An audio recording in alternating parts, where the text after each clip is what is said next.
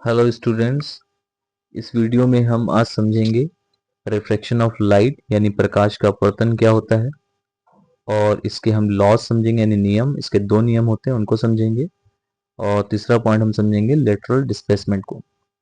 तो सबसे पहले समझते हैं प्रकाश का अपवर्तन यानी रिफ्रैक्शन ऑफ लाइट क्या होती है।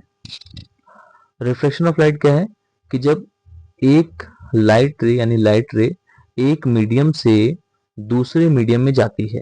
यानी एक मीडियम जैसे कि हमने ले लिया एयर और दूसरा मीडियम ले लिया हमने जैसे कि ग्लास। यानी लाइट रे जब एयर से ग्लास में जा रही है, देखिए हमारे पास एक ग्लास ब्लॉक है, लाइट रे यहाँ पे एयर से ग्लास ब्लॉक में जा रही है। तो ये लाइट रे सीधे ना जा करके अपने रास्ते से मुड़ जाती है, यानी बेंट हो जाती है। किस तरफ? नॉर्मल की तरफ। तो इस फिनोमेना को हम कहते हैं रिफ्रैक्शन ऑफ लाइट। जब एक लाइट रे एक मीडियम से दूसरे मीडियम में जाती है तो वो अपने रास्ते से मुड़ जाती है, डेविएट हो जाती है, या तो नॉर्मल की तरफ या तो नॉर्मल से दूर। ठीक है, टुवर्ड्स द नॉर्मल और अवे फ्रॉम द नॉर्मल।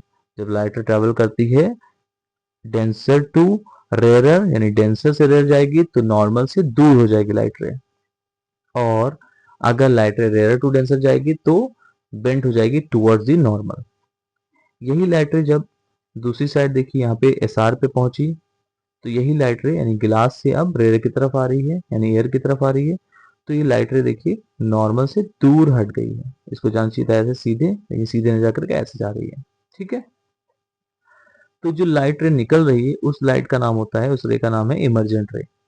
और जो इस जगह पर यानी पहले इंटरफेस पे जो लाइट रे इंसिडेंट हुई थी उसका नाम है इंसिडेंट रे। ये देखिए, ठीक है, इसको इस तरह से हमने बनाया है। और जो लाइट रे ग्लास ब्लॉक में ट्रेवल कर रही थी उसका नाम था रिफ्रैक्ट रे। तो रिफ्रैक्शन ऑफ लाइट आपको समझ में आया कि लाइट रे एक मीडियम से दूसरे मीडियम में जाती है तो अपने रास्ते से मुड़ जाती है। इसी को हम लोग रिफ्रैक्शन ऑफ लाइट यानी प्रकाश का अपवर्तन कहते हैं। और इसके दो रूल हैं, दो नियम है। पहला रूल क्या है कि इंसिडेंट रे, नॉर्मल और refracted ray lies on the same point on the same plane. This is the first law of refraction of light. ठीक है, और दूसरा लॉ कहता है, जिसको हम लोग स्नेल्स लॉ कहते हैं, कहता है it is the ratio of sin of angle I to the sin of angle R is remains constant। इस कांस्टेंट को हम कहते हैं रिफ्रैक्टिव इंडेक्स। ठीक है, यानी प्रकाश का अपवर्तनांक sin I upon sin R equal to mu, या n से शो करते हैं, स्मॉल n, इसको हम लोग बोलते हैं रिफ्रैक्टिव इंडेक्स। ठीक है, यहाँ पर देखिए अब लेटरल डिस्प्लेसमेंट क्या है। अगर इंसिडेंट रे और इमेजेंट रे को देखें तो ये देखिए काफी इनके बीच में गैप है।